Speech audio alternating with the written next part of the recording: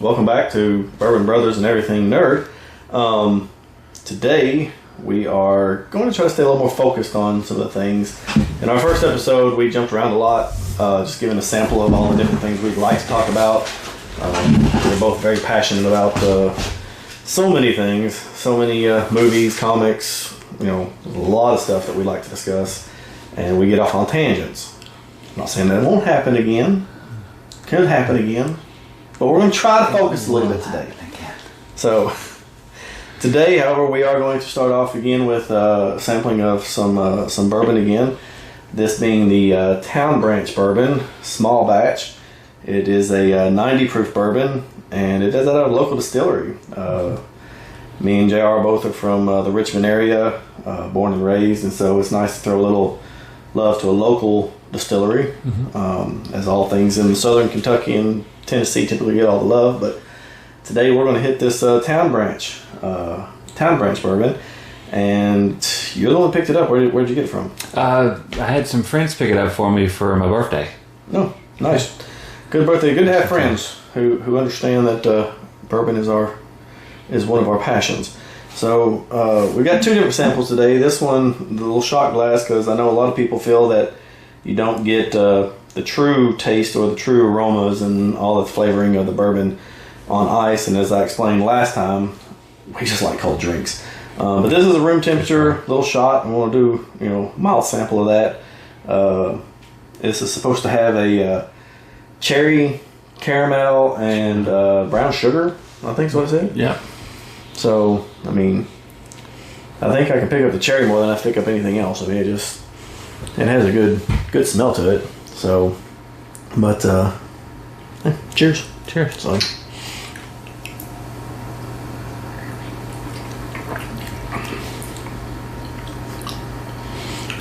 that's pretty good. It has I kind of get that little hint through my nostrils there of that caramel. I don't really taste the cherry, but I like the way it goes down. But that didn't burn at all.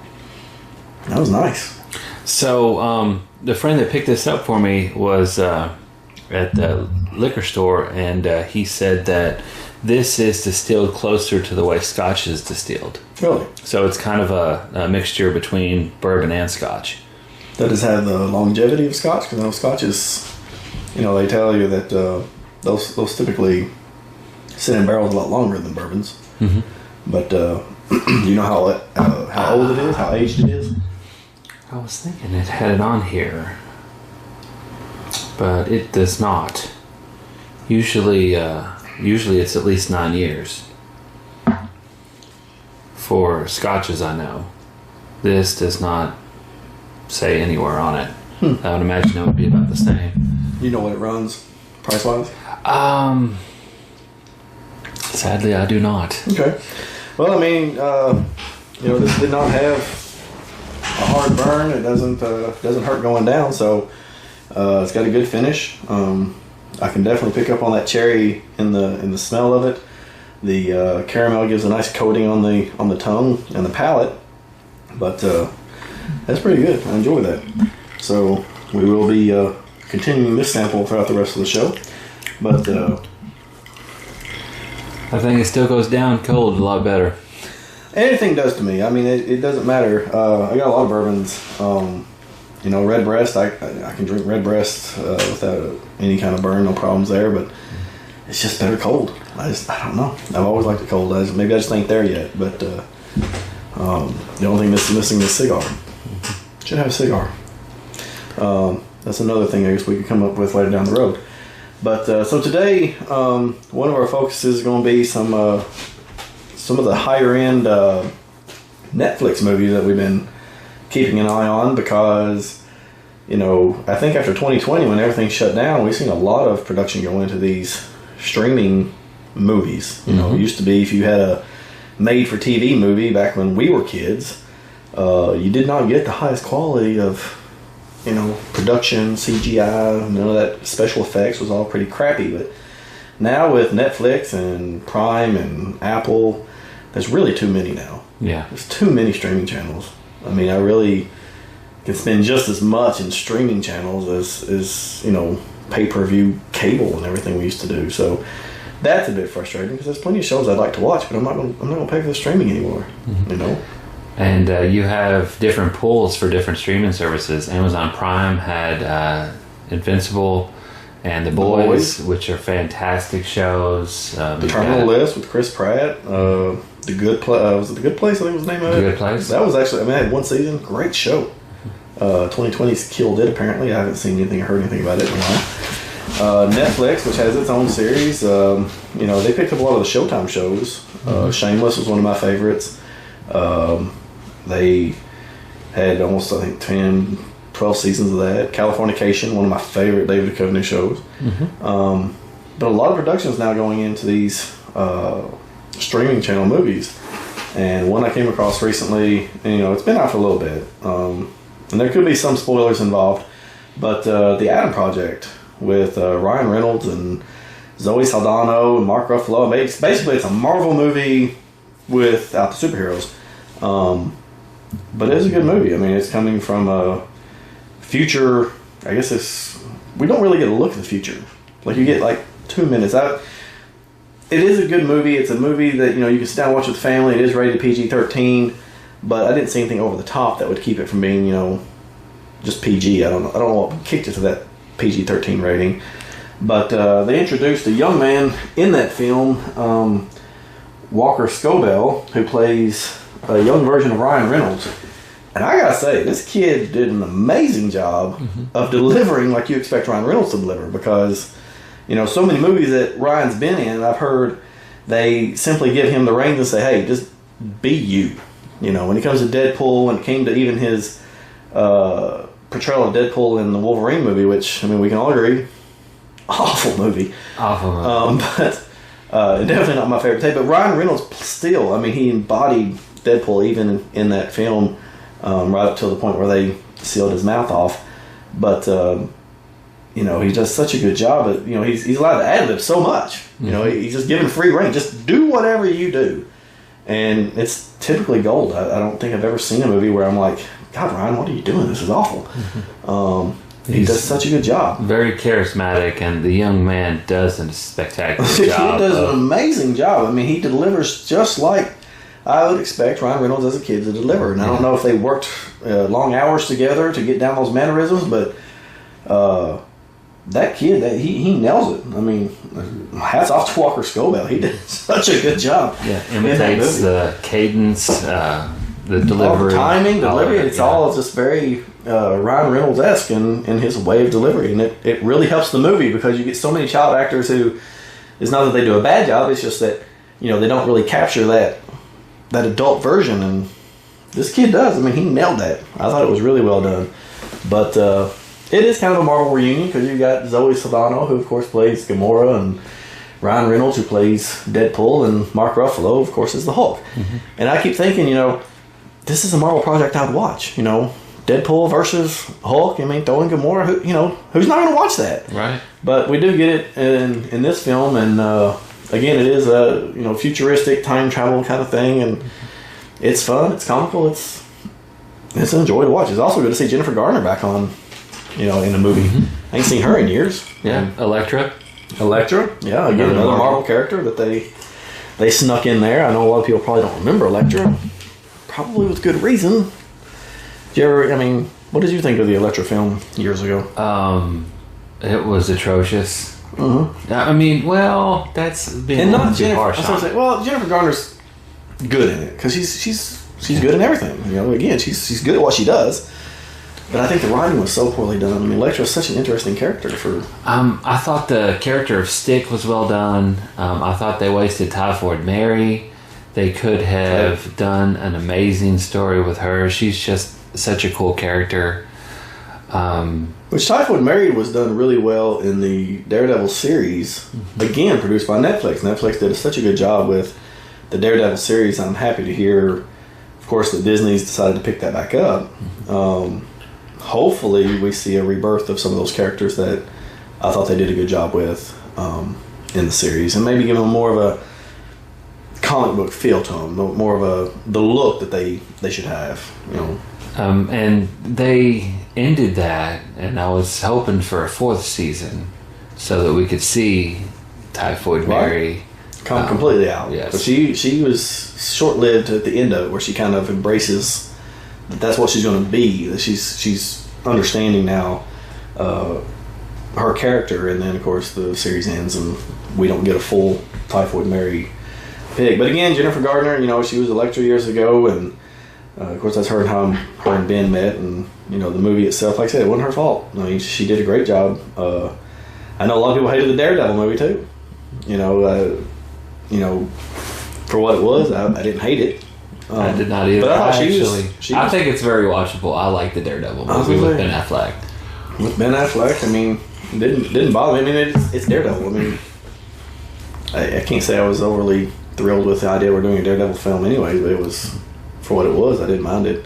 And it was kind of a nice homage having Kevin Smith in it, because he's the one that wrote that storyline. Right. Well, and I mean, Michael Duncan Clark, of course, is, you know, Kingpin.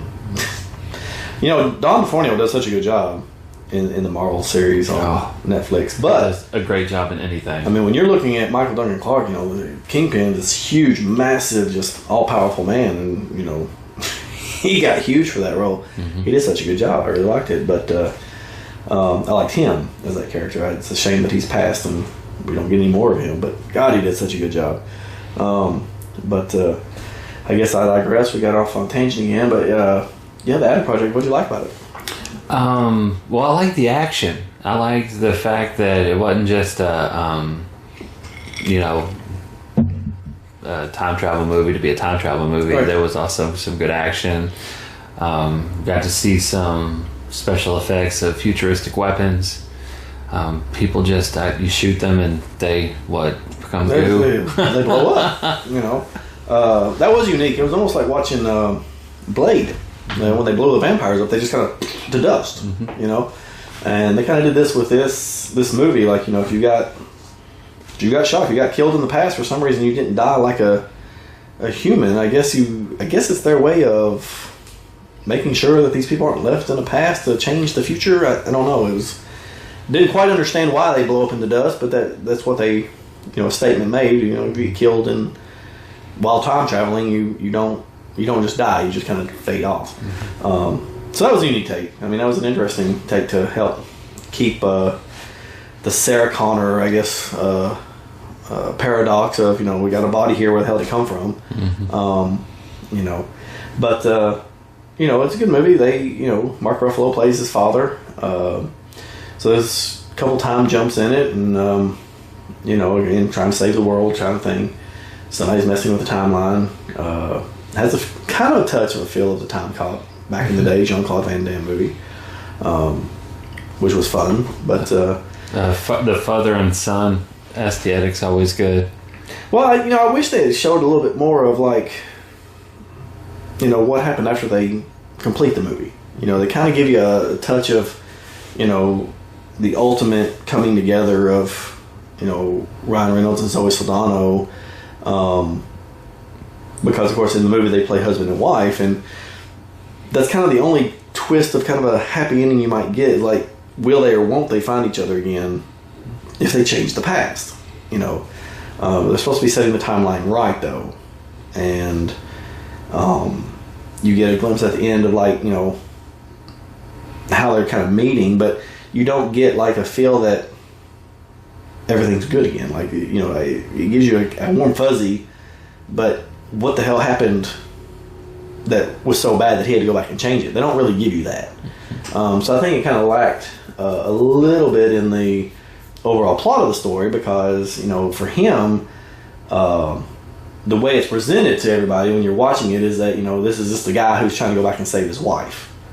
He doesn't know what happened to her. You don't know why he's running back to save her at the beginning. It's just that he's going back in time. And so his actual mission isn't to save the world. It turns kind of into that, of course, as all movies kind of do. But yeah. I wish there had been some more build-up to that, like some explanation of what happened in the future. That they kind of explain it, but they don't show you how bad things were in the future. Because it sounded like the world was on the verge of implosion. But yeah, the weapons. I mean, it had a unique version of a lightsaber. You know, whatever that thing is, I want one of those. I don't know what that is. That thing was pretty cool though. You know, little thing condenses down to, you know, like a lightsaber handle. Comes out, cuts through things like a lightsaber, and at one point it's called a lightsaber in the I would movie. say they refer to it as a lightsaber. He said it's not a lightsaber, but it works like one. So it was fun to. For copyright issues, obviously. Sure, why not? It's I mean, not a you know. lightsaber. Well, I mean, it's a Marvel reunion. Disney owns Marvel and the Star Wars, so I mean, maybe it wasn't a copyright issue. I don't know. All the same players are in it. But I know I want one of those down the road whenever they come out with one. So, but overall, decent movie. Has a little under a 2-hour runtime. I think your kids would probably like it. You got it's got a good feel to it for just fun action flick. You know, it's not a heavy plot line, just entertaining. I mean, Ryan Reynolds again delivers, does a good job. I love the kid poking fun of him for not doing leg day. I mean, Ryan, you're in great shape, but do a squat, man. Come on, one. Right. Do a squat. Another movie we saw, we both seen and talked a lot about was The Gray Man with Ryan Gosling and Chris Evans and Billy Bob Thornton, the big three biggest names I think in that film. Billy Bob is outstanding in everything he does, but Chris Evans in this, Captain America, back to the roots of kind of a happier, jovial, bouncing off the wall kind of character, and I really think that's where Chris Evans shines. Yeah, his comedic turns when he was younger is a lot better, and you see a lot of that come out in this film. I know when they cast him for Captain America, I was like, I've seen this kid in other things. He's skinny. He's funny. Captain America's not funny. Like that just wasn't the character I pictured him for. Now I'm not saying he didn't do great. He did a great job as Captain America. He really changed the prospects of how serious an actor he could be. But I mean, you go into like Knives Out. Daniel Craig is lead detective in that. Chris Evans, spoiler alert, a little bit of a bad guy in this movie, but he has a fun air to his character. He wasn't dry. He had great delivery. And you go back to The Losers with Chris Evans, and he plays such a fun character. Like that's him. To me, that's his persona. I think when you meet these people, you meet these actors, and you're thinking, what kind of personality would they have? I think that would be more his character. Like, I think he likes to have fun. I think he likes to be outgoing and jovial and, the jokester. I think he likes to play pranks on his co-stars and things. And, he seems like a fun guy. Yeah. And then they put him in Captain America, and it's strong. There were moments. There were but not moments by where him. he could shine. He shined in the movie. Don't get me wrong. I mean, he played the part great. Well, as far as his comedic roles. Yeah, he didn't have a lot. That fell to Falcon. That fell to a little banter between him and Scarlett Johansson as Black Widow. You saw it more toward the end of his reign as Captain America. Like, I know you can do this all day. Oh yeah, well, and they had to do something comedic there because they wore that out. I mean, how many times will we hear that? And of course, then you go into the Marvel extended universe when they did the storyline with Doctor Strange, and he meets Captain Britain, played by his love interest Peggy Carter. Yeah, and in that, there's a fight scene in it, and the first thing she says, "I could do this all day." Great, apparently it's universal for all Captain Americas. Yeah. If you get soldier serum, you have to say, "I can do this." You have to. I mean, if you put on a Captain American shirt, you basically have to say at some point, "I can wear this all day," whatever.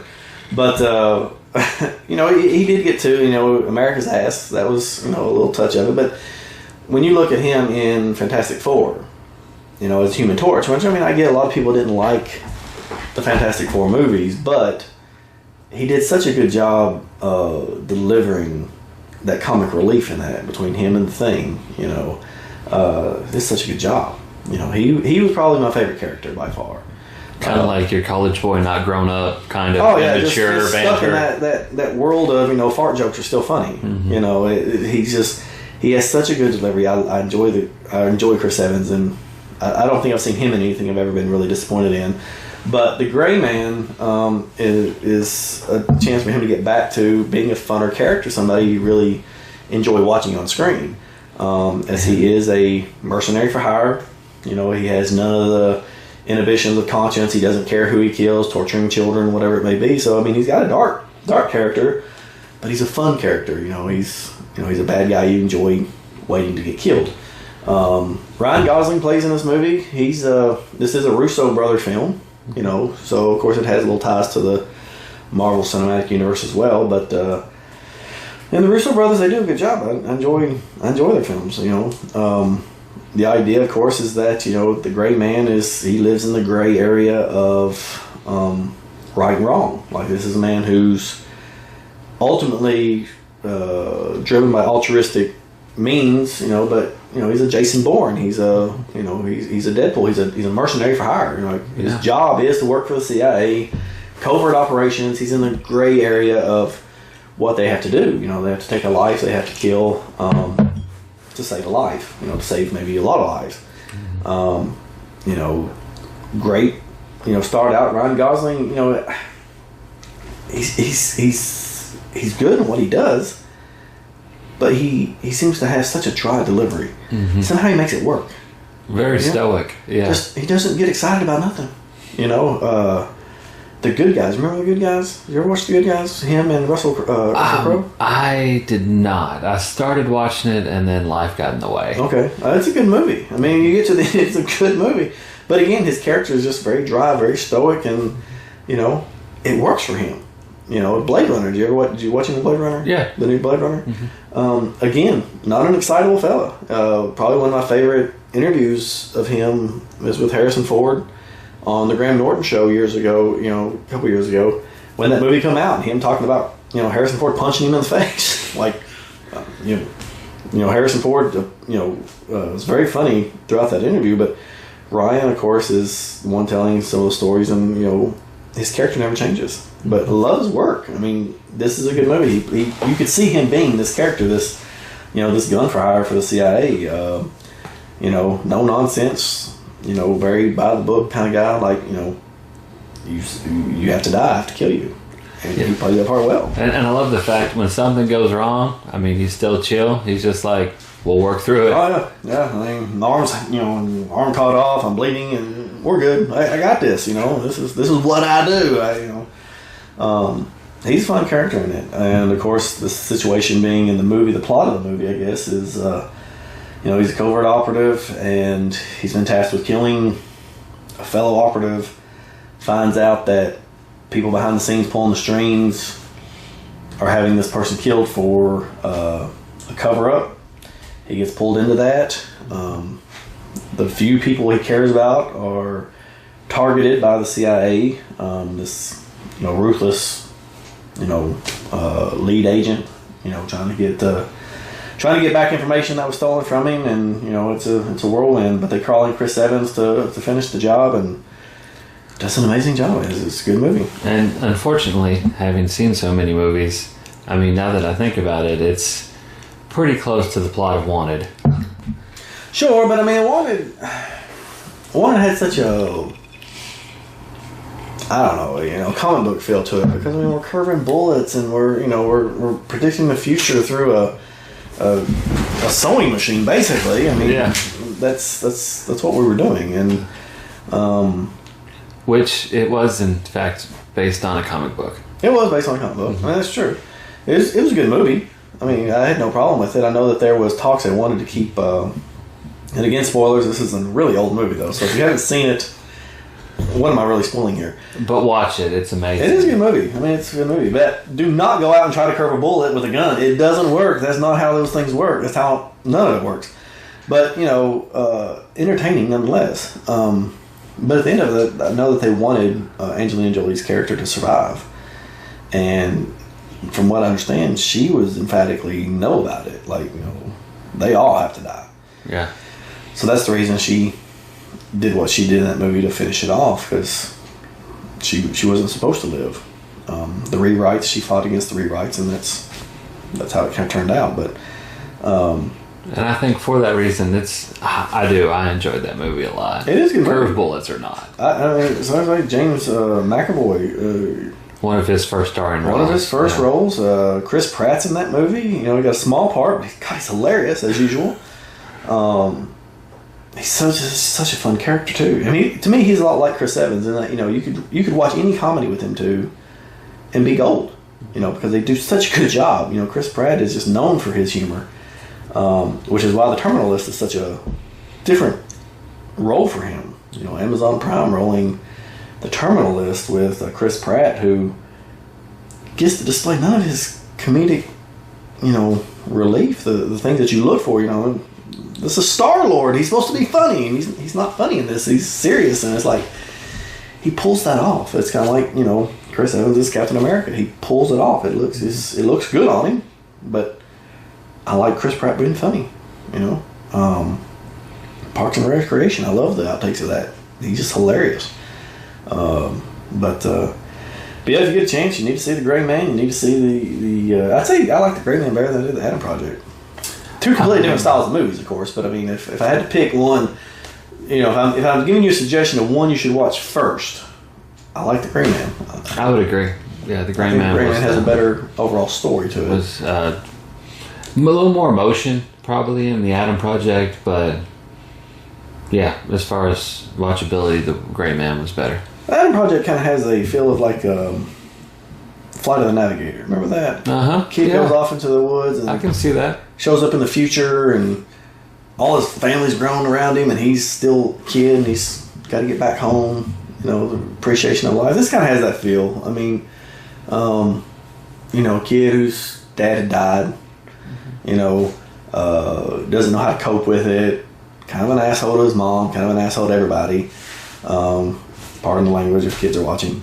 But, you know, it just kind of has that feel like, you know, kids got to understand how to cope with all this. And I would have liked to have found out that, you know, they changed kind of like the fate of Mark Ruffalo in this film, you know, and that would have been. But he played the Doc Brown card and said, "No, you can't. Tell me what's going on." But he figured it out. I mean, kind of like Doc Brown. I mean, he figures it out. Mm-hmm. But you don't see, like, there's no, you know, everything stays the same. Mm-hmm. You know, at least in Back to the Future, that changed. You know, the fate is set. And I think they did a good job with it. But if I had to pick one, you know, I think The Gray Man is the direction I would go. To start with, I really liked it. I thought it was a really good movie. Ryan Gosling again. Chris Evans has the funniest line in the entire movie. Oh, I can't tell you what it is, but it's great. By far. I mean, you gotta, you know, again, Chris Evans, you know, his delivery is great. I've always been annoyed though with, I guess my critique to this is that they have an opportunity early on to eliminate Chris Evans, but instead they don't. You know, they tranquilize him, but they don't kill him. You know, and I know you have to have that continue the movie, but to me, you don't back your hero into a corner and your villain into a corner so early, and then be like, "Oh, what have we done? We don't know how to get him out of this. So tranquilizer gun? Yeah, that'll work. Let's tranquilize him." It's the James Bond syndrome, right? Right. I mean, you got him, finish it, be done with it. So, and they didn't do that. So. It's the reason why Nathan Fillion is the best captain. That's right.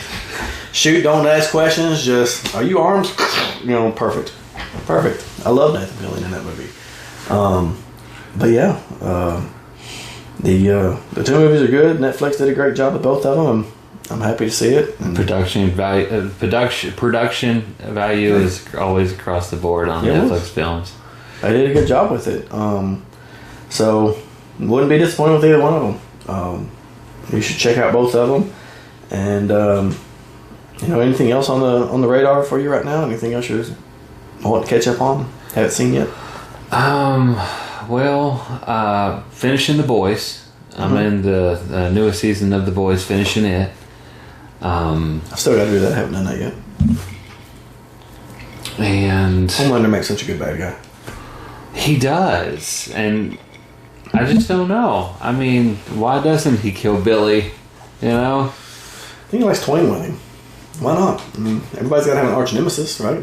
I mean, why don't we kill Joker? Why don't we kill Lex Luthor? I mean, we can't. You know, they're too fun. I think, you know, Heath Ledger says it best in the Batman movie. Like, I won't kill you and you won't kill me because you're just too damn fun. You know, and fun. A part of me thinks it's because Homelander and Billy have more in common than they realize. Well, that's typically always the case. I mean, when you think of Superman and Lex Luthor, you know, Lex Luthor's supposed to be the smartest human on the planet. You know, it's very, very intelligent, multi-billionaire, you know, corporate mogul who, you know, could buy the world over. You know, what if he put his money and his brain towards saving humanity? What could he possibly do? And then you have Superman, this man who can do everything.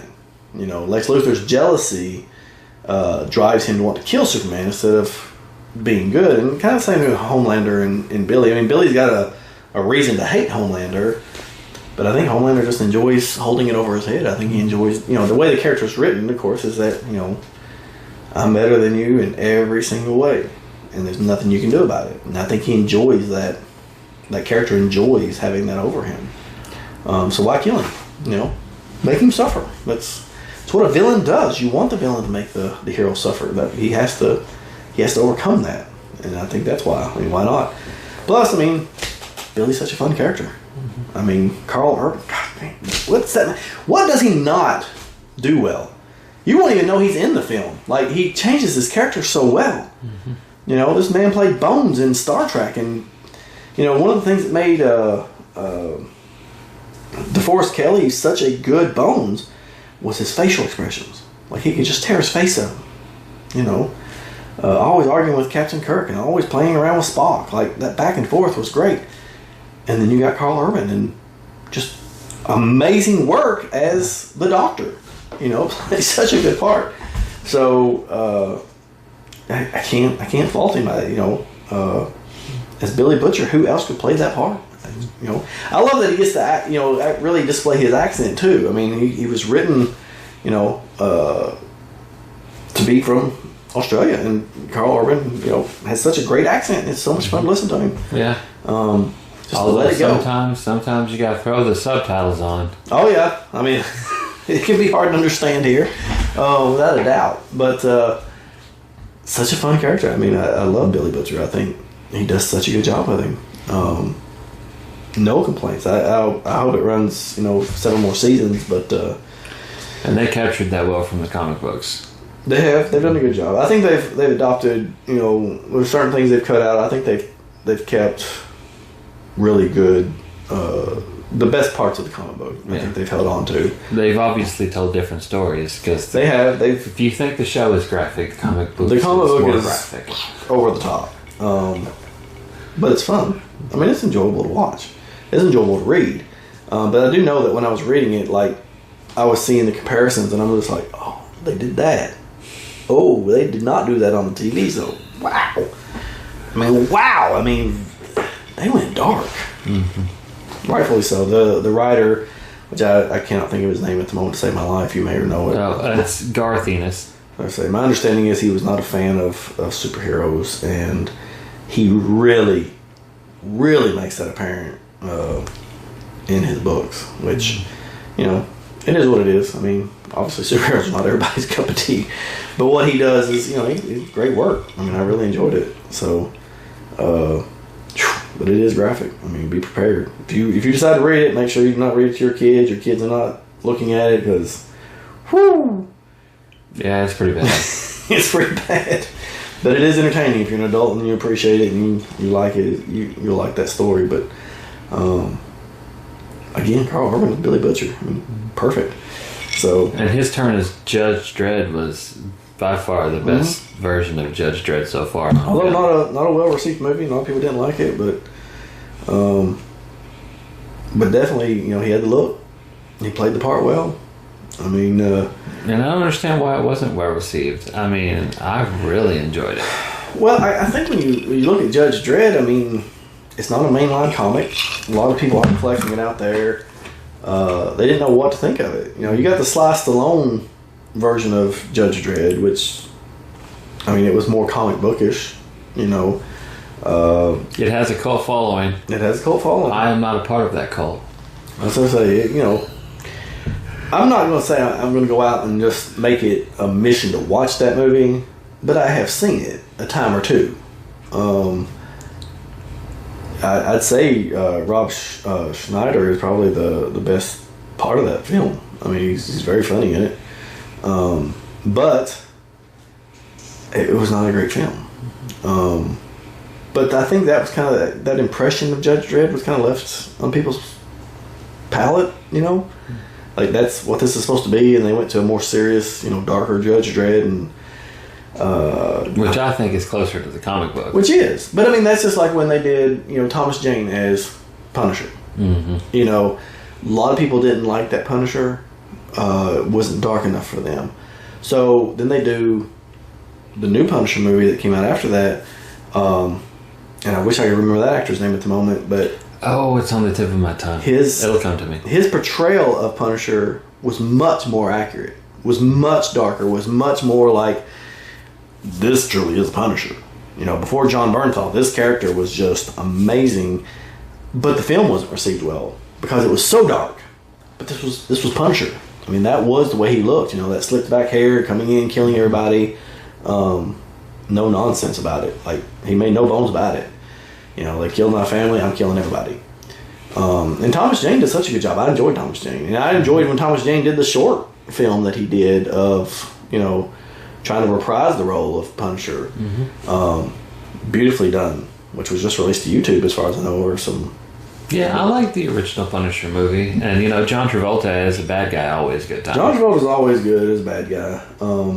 Face Off, by far, one of his best works. Face Off's one of the movies, though, you watch it. The more you watch it, the more you're like, God, this is just so over the top. This can't happen.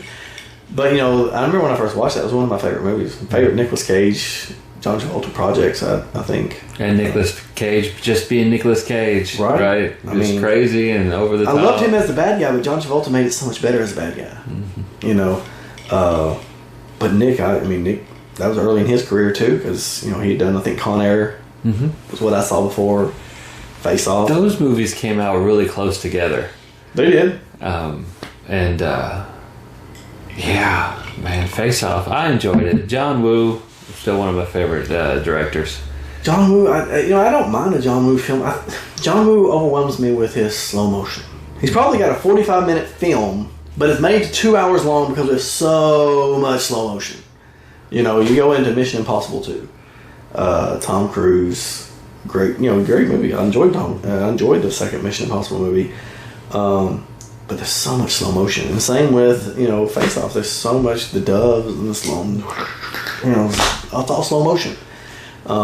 Yeah, if you own doves back in the '90s in Hollywood, you made some money. You were going to John Woo's films. He was calling you daily. I got a film. I need your doves, because that was one of his staples. Between slow motion and had to have a dove. Always. I need to look at why he has such an infatuation with doves. And in Mission Impossible 2, why are the doves in the underground bunker? I mean, why are they in the church? It don't make any sense. There's no reason for no one's walking around wanting these doves walking around on their parapet where they're honking in. It's like, what are these doves? Get out and kick them. Yeah. But, you know, he's got them in every film. But again, why the hell are they in the bunker? Why would they be underground for any reason? They're doves. They don't go underground. It's not where they live. Fun movie though. Although the fight scene at the end of Mission Impossible 2 wears me out to this day. We're riding 60 miles an hour on motorcycles. We jump off the motorcycles. How they did that, I don't know. Slam into each other, fall 30 feet off a cliff facing into the sand, and we get up and have a 15-minute fight afterwards. I get Hollywood magic, but Jesus, that's all. that's to me probably the worst part of the entire film. And I know it's Mission Impossible. It's supposed to be, you know, impossible, but all the broken bones. Right? God, damn, I can't imagine just how atrocious that would be. You know, flying at each other at that speed and colliding. But hey, props to the cinematographer, because that knife to the eye. Oh yeah, that's a good shot. Oh yeah, right there. I mean, Which, I mean, props also to Tom Cruise for, doing a lot of his own stunts and all the stuff he does, because, he's taking a lot of injuries in his movies.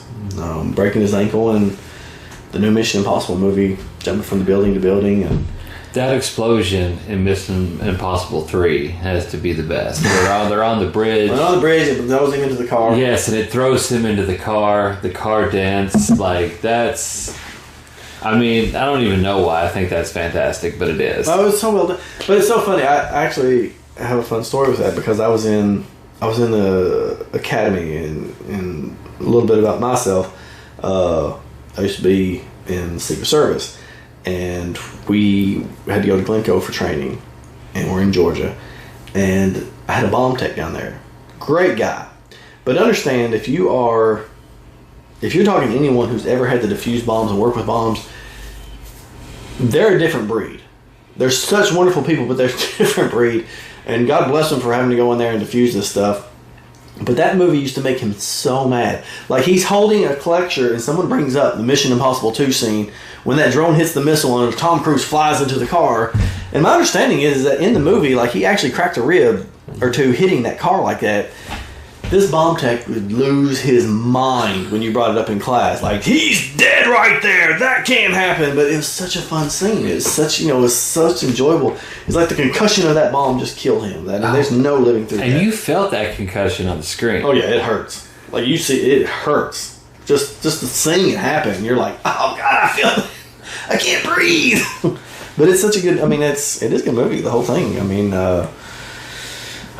Who was the big bad in there? Philip Seymour Hoffman. Yeah, he was Philip Seymour Hoffman. God, he played that part. I think that's the first time I've seen him really as a... Like, he was in... Patch Adams. Patch Adams? And he played a good bad guy in that. But he's just an arrogant prick. Mm-hmm. Him playing the villain in Mission Impossible 3...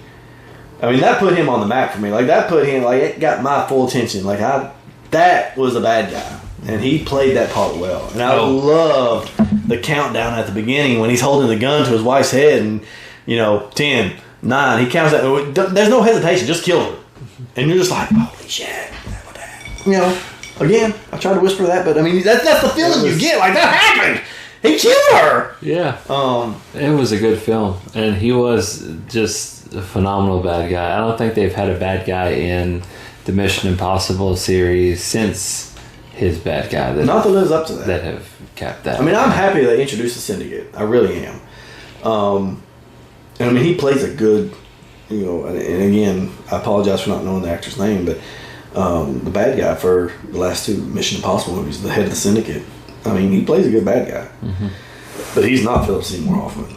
And again, so sad that he's passed and no longer with us, because his acting chops were amazing. Mm-hmm. He does such a good job. He did such a good job. But, him as a bad guy in Mission Impossible 3. And again, it goes also to my training, because, when I was in the academy, when they get to the end of it, when they have to electrocute him to kill him, to stop the thing in his head from killing him, and they have to bring him back to life. Oh, you want to talk about people losing their minds? You talk to someone in the medical field about that. Oh, my God. I had to listen to that, too. They were so mad about Mission Impossible. There's so many things...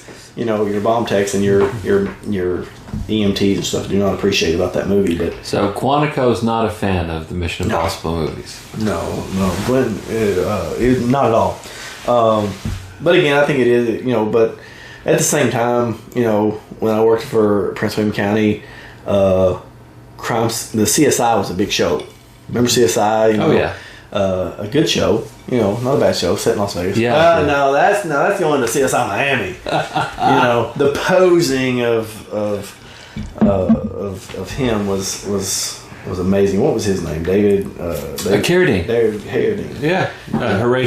Horatio Kane. CSI was my favorite. CSI Miami was more of the action packed. It's kind of like you take NCIS. You got the original with Gibbs, and it's very kind of investigative focused, but then you got like NCIS Los Angeles, where we're shooting somebody every week. It's much more action packed, and that was CSI Miami. Was Horatio Kane? If he didn't kill somebody every episode, you weren't watching CSI Miami. like he had to pose. You know, the glasses had to come off. He had to have that look. You know, he got the head cocked to the side. You know, he just had a look about him the entire time. Where you had, you know, Grissom in the original, who's, I'm just following the evidence. You know, somebody else can kill them. I'm going to follow the evidence. Michael Peterson, awesome who did a great actor. job. Yeah. Really enjoyed him, but you know, it was just funny the different styles.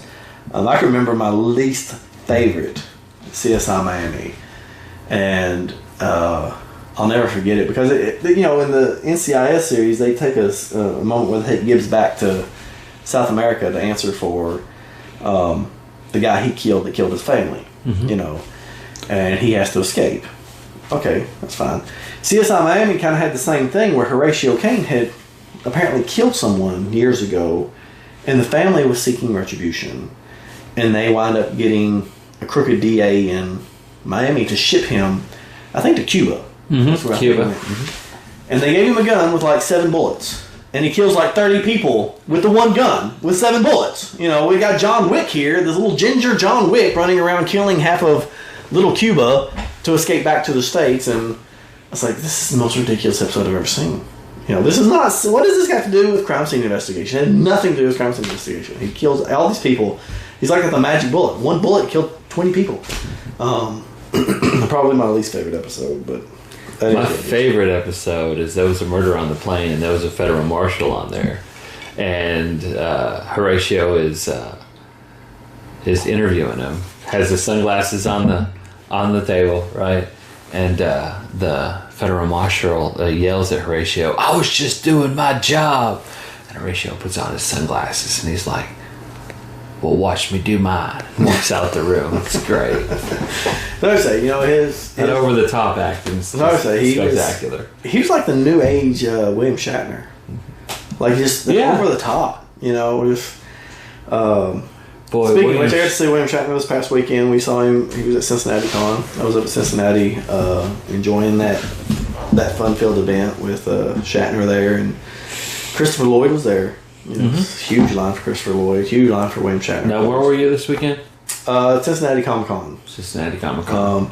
Had a great time, you know, as always. It's so much fun to go to these things. Even if you're not a fan of comic books, just to go and just embrace that life, you know, that nerd life of, you know, people dressing up, running around. Of course, I'm dressed up, you know, I do Logan, of course, for the kids, and I'll throw up a splash there of you as Logan. I appreciate it. Yeah, that's what I need more of, is this look that I have to walk around with till my beard grows back in.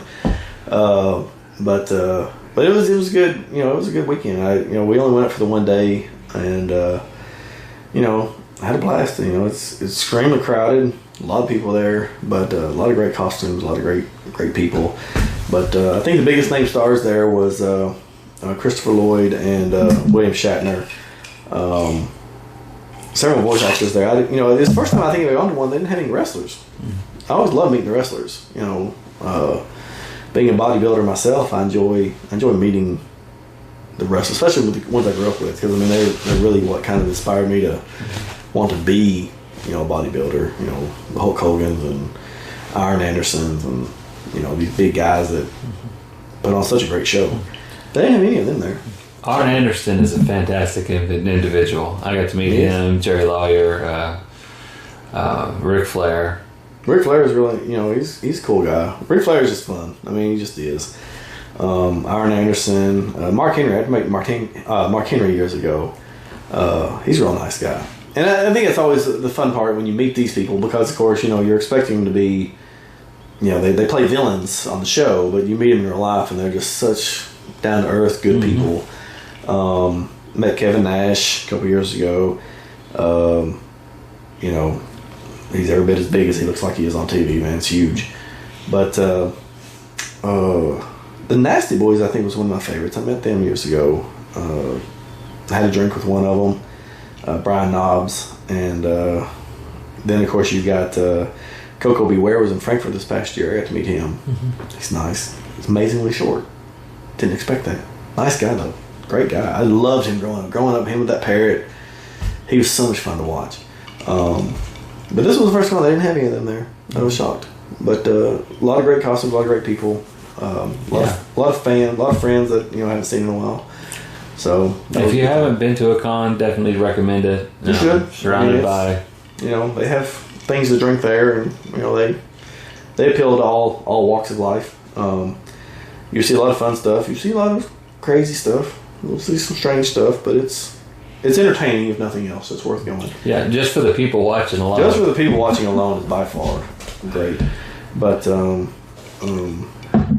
yeah, I mean, there's it was a good weekend. I got no complaints about it. But you got anything else? Anything else you want to go over? Did we want to do the Marvel and DC stuff on this video?